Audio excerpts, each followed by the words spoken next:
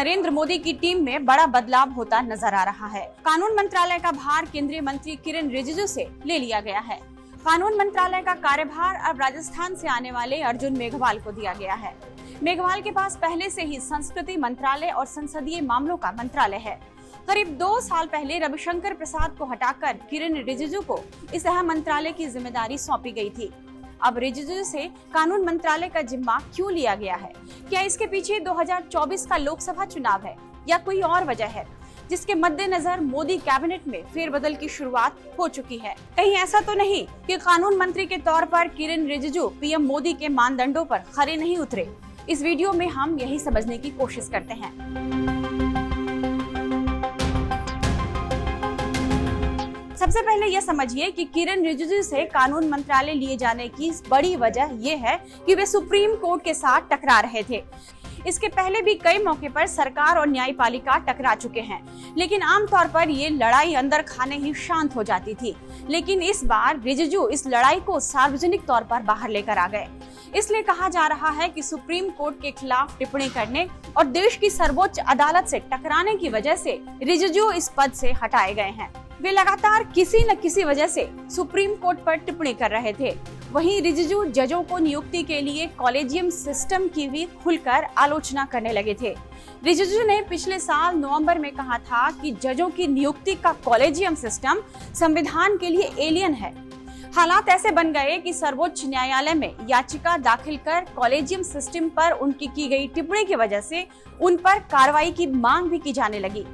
जानकारों का मानना है कि शायद इससे सरकार असहज हुई और रिजिजू को कानून मंत्री के पद से हटाकर यह संदेश देने की कोशिश की गई है कि केंद्र सरकार देश की सर्वोच्च अदालत से टकराव नहीं चाहती।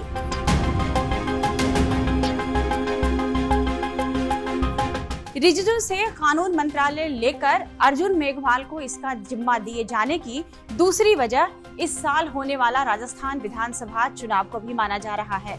बीकानेर से सांसद मेघवाल दलित हैं और वे राज्य में दलितों के बड़े नेता माने जाते हैं। राजस्थान में दलित करीब 17% हैं। साफ है कि इस लिहाज से पार्टी दलितों को एक बड़ा मैसेज देने की कोशिश कर रही है।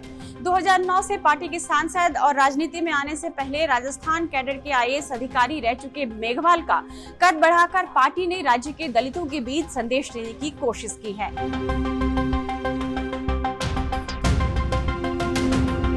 इसकी तीसरी वजह 2024 का लोकसभा चुनाव निश्चित तौर पर है।